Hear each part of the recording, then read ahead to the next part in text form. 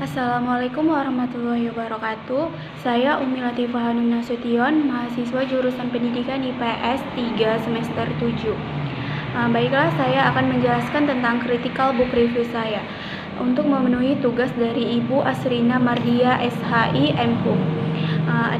Adapun judul critical book review saya yang pertama yaitu Kejahatan, Korupsi, dan Penegakan Hukum, dan yang kedua Korupsi dalam Sidang Sejarah Indonesia dari Dendels pada tahun 1808 sampai dengan 1811 sampai dengan era Reformasi, dan yang ketiga Kejahatan Korporasi yang Mengerikan. Baiklah, yang pertama saya akan menjelaskan tentang kejahatan, korupsi, dan penegakan hukum.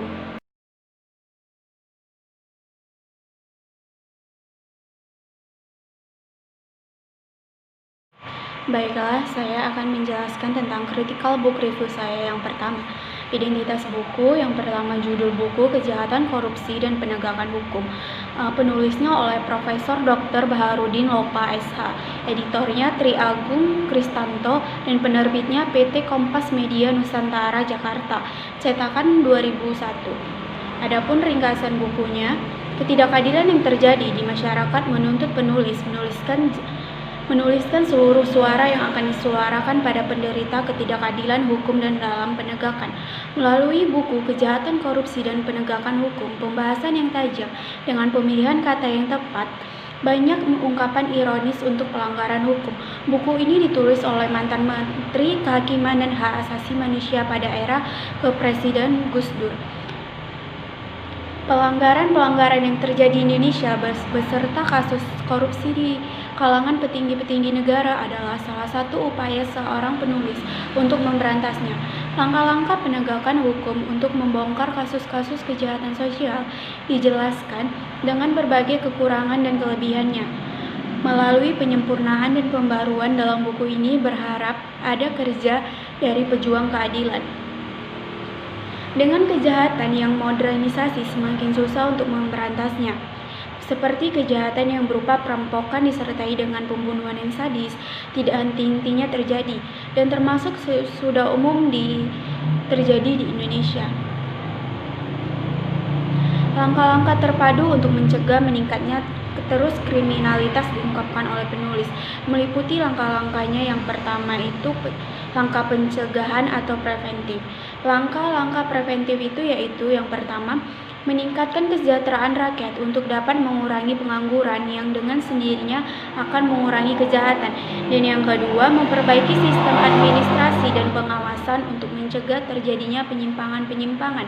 Dan yang ketiga, meningkatkan penyuluhan hukum untuk memeratakan kesadaran hukum rakyat.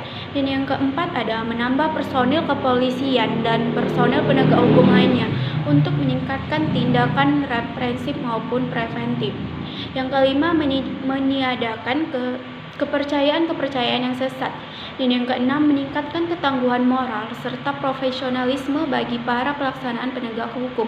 Karena apapun yang dilakukan pada akhirnya kembali kepada semangat dan kejujuran para pelaksana. Bahasa yang digunakan komunikatif dan mudah dipengerti pembaca.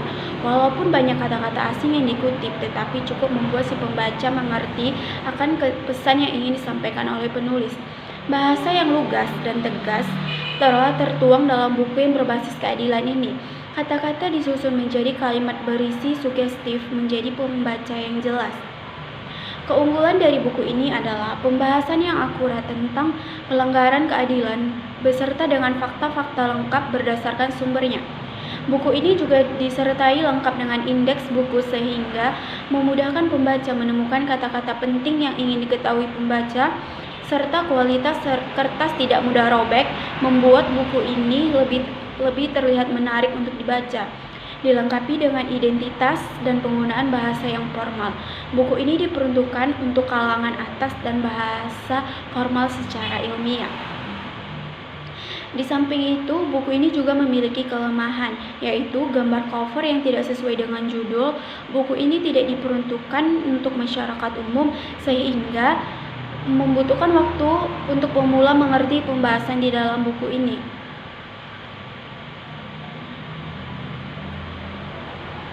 Menurut saya buku ini layak untuk dibutuhkan mahasiswa-mahasiswa sebagai referensi dalam tugas kuliah ataupun hanya sebagai bacaan sehari-hari untuk menambah wawasan yang luas. Baiklah, saya akan melanjutkan critical book review saya yang kedua, identitas buku Korupsi dalam Silang Sejarah Indonesia dari Daendels pada tahun 1808 sampai 1811 sampai era Reformasi. Penulisnya yaitu Peter Carey dan Suhardiono Hardayadi. Penerbitnya Komunitas Bambu. Tahun terbitnya 2016, jumlah halaman 208 dan ISBN 97999954224.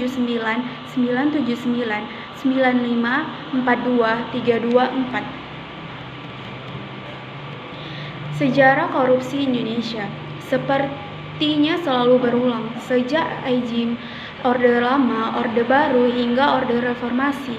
Masalah korupsi yang dihadapi tidak terlalu berbeda.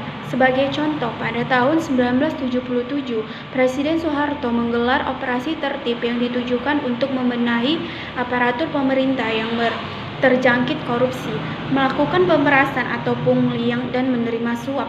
40 tahun kemudian, tahun 2017, Presiden Joko Widodo mengeluarkan kebijakan sapu bersih pungutan liar dengan tujuan yang kira-kira identik dengan operasi tertib.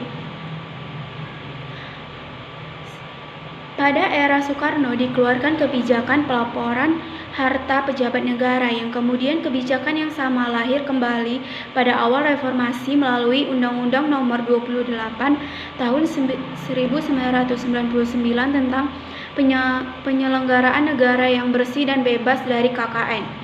Sayangnya, strategi untuk memerangi korupsi di Indonesia kerap kandas karena tiadanya restu politik. Ketika program anti pungli menyasar pejabat di atas, program itu lantas tak berdaya. Pelaporan harta kekayaan pejabat kurang efektif karena pengabaian dari mereka yang ada di posisi strategi, baik di birokrasi, parlemen maupun yudikatif, termasuk di dalamnya elit penegak hukum dan elit militer.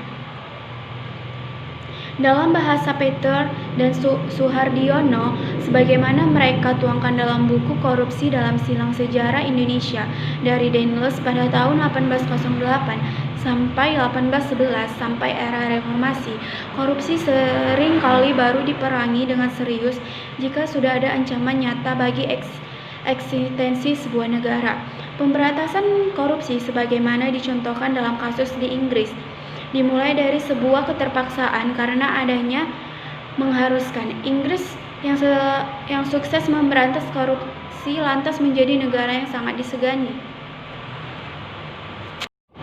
Selanjutnya, pada bab 2, penulis berusaha membandingkan masalah korupsi yang terjadi di Inggris pada era 1660 sampai 1830 dengan Indonesia kontemporer. Inggris yang pernah berjaya secara militer ambruk dan hancur lebur karena korupsi. Korupsi dalam bentuk politik uang, suap, dan kolusi menjangkit di parlemen, lembaga militer, dan eksekutif. Inggris membutuhkan waktu hingga 150 tahun untuk melawan korupsi. Berbagai cara yang dianggap penulis menjadi jalan kemenangan melawan korupsi adalah pembentukan lembaga pengawas keuangan negara, perlibatan sektor swasta untuk menjalankan fungsi layanan publik, reformasi sektor peradilan atau khususnya hakim, dan birokrasi yang menaikkan upah mereka secara signifikan, menerapkan larangan penerimaan hadiah atau gratifikasi di kalangan hakim, mengurangi biaya gugatan untuk menekan penyimpangan hukum, dan penerapan kode etik hakim pada giliran mampu menciptakan lembaga kehakiman sebagai institut yang dipercaya dan kredibel. Sementara pada bab 3, penulis menyoroti bangunan demokrasi Indonesia dan tatanan negara hukum yang porak-poranda pada tahun 1998 sampai 2016. Isu seputar pluralisme, toleransi, dan kekuasaan hukum menyita perhatian penulis karena 3 hal ini dipandang ikut menentukan negara hukum yang modern. Dalam pandangan penulis, menurut negara hukum yang modern adalah syarat penting bagi upaya pemberantasan korupsi yang efektif. Berbagai catatan krisis dilontarkan, utamanya masalah leadership politik yang buruk, kecerdasan primordialisme dalam politik nasional, serta parsialnya agenda reformasi. Pada bab terakhir, masalah birokrasi Indonesia, penulis menggambarkan birokrat atau daerah masing-masing sebagai feudal aristokrat karena relasi atau bawahannya yang kaku, bahkan di lembaga pendidikan sekalipun. Selain feudal, atribut lainnya birokrat yang digambarkan penulis adalah pemalas, tidak bekerja serius dan menghabiskan banyak waktu dengan bermain, menggunakan gadget atau nongkrong di kantin kantor. Hal ini memberikan sedikit banyak gambaran tidaknya perubahan yang terjadi di birokrasi daerah. Adapun keseluruhan buku ini melihat korupsi sebagai masalah yang muncul dari timbangan berbagai persoalan, baik politik, ekonomi, sosial, budaya, dan keagamaan yang diyakini ikut membentuk dan menentukan korupsi di Indonesia. Jika buku ini mengenai korupsi yang pernah ada, lebih banyak mengupas masalah penyimpangan kekuasaan hanya pada era Soeharto dan era setelahnya, seperti korupsi kepresidenan, reproduksi oligarki berkaki tiga, istana tangsi, dan partai penguasa, karya almarhum George Genus Adnijoro. Maka buku ini boleh dibilang merupakan terobosan yang berani karena menghidangkan informasi yang berat dan spektrum sejarah yang cukup panjang, bahkan sejak kekuasaan kolonial di Indonesia, sehingga memungkinkan kita mengetahui akar persoalan korupsi secara lebih dalam sekaligus bagaimana usaha terbaik untuk melawannya. Baiklah, saya akan menjelaskan tentang critical book review saya yang ketiga, yaitu dengan judul Kejahatan Korporasi yang Mengerikan. Penulisnya yaitu Singgi SH atau penerbit Pusat Studi Hukum Bisnis Fakultas Hukum Indonesia Pelita Harapan Jakarta. Tahun terbitnya 2005 oleh Edi Rinaldi SH.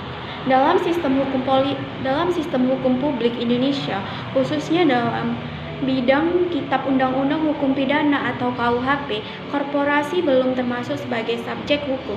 Korporasi ditetapkan sebagai subjek hukum hanya terdapat dalam ketentuan yang bersifat khusus, misalnya Undang-Undang tentang Bursa atau Undang-Undang Nomor 13 Tahun 1951. Undang-Undang tentang Pengusutan, Penuntut, dan Peradilan Tindak Pidana Ekonomi, Undang-Undang Nomor 7 pada tahun 1955. Konsekuensi hukumnya adalah korporasi tidak dapat diminta pertanggungjawaban dalam wilayah hukum publik dan tidak dapat dikenakan sanksi pidana. Sehingga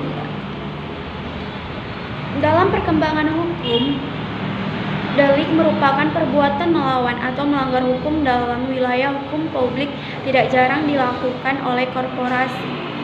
Dalam rancangan undang-undang tentang KUHP yang baru dimasukkan dalam usulan bahwa korporasi merupakan subjek hukum sehingga pelanggaran yang dilakukan korporasi diancam sebagai sanksi pidana. Dalam rancangan tersebut dikemukakan korporasi dapat dipertanggungjawabkan dalam melakukan tindak pidana. Persoalannya adalah sejauh mana batasan yang disebut dengan korporasi dapat diancam jika melakukan pelanggaran hukum. Apakah semua badan usaha atau hanya sebatas badan usaha yang berbadan hukum saja?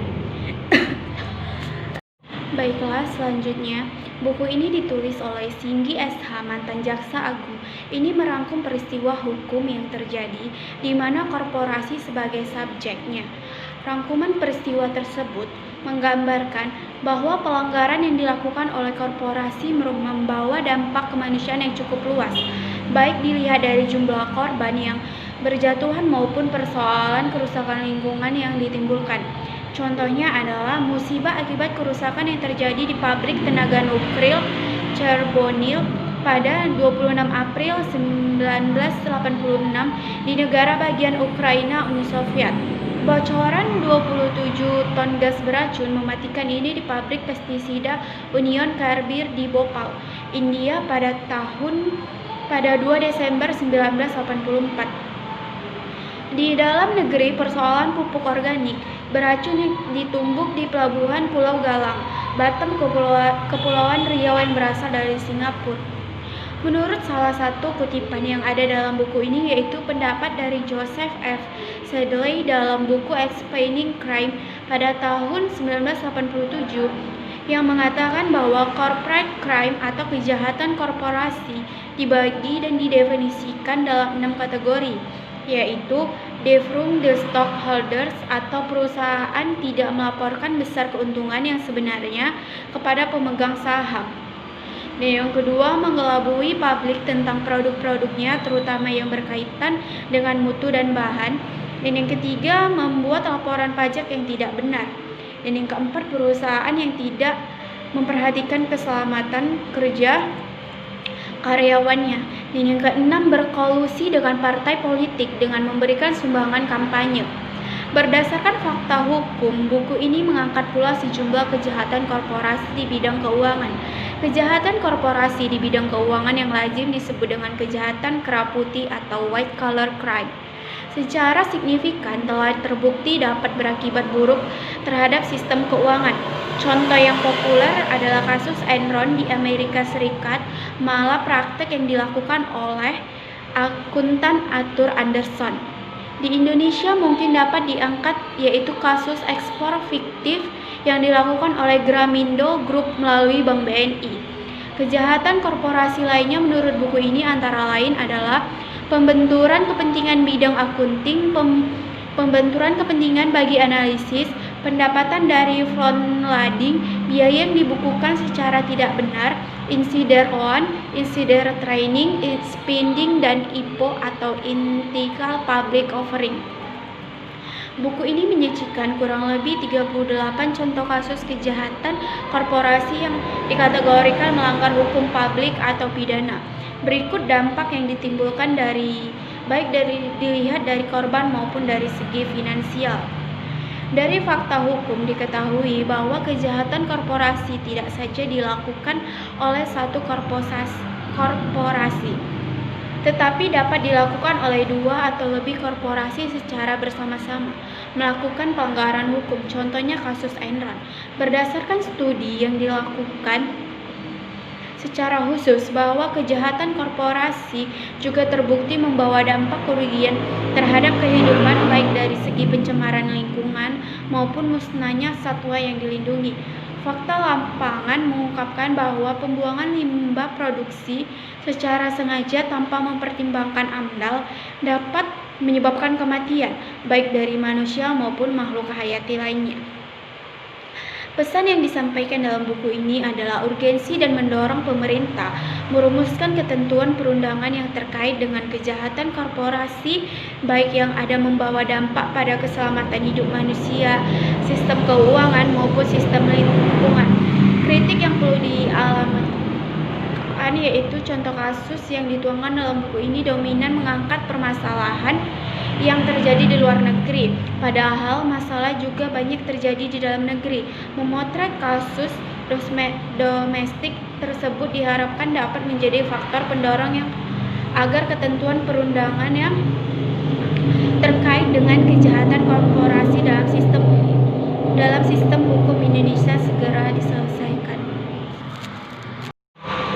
Baiklah, sekian dari penjelasan kritikal buku itu saya. Kurang dan lebihnya saya mohon maaf, dan semoga di Indonesia tidak terjadi lagi korupsi. Saya akhiri dengan Assalamualaikum warahmatullahi wabarakatuh. Terima kasih.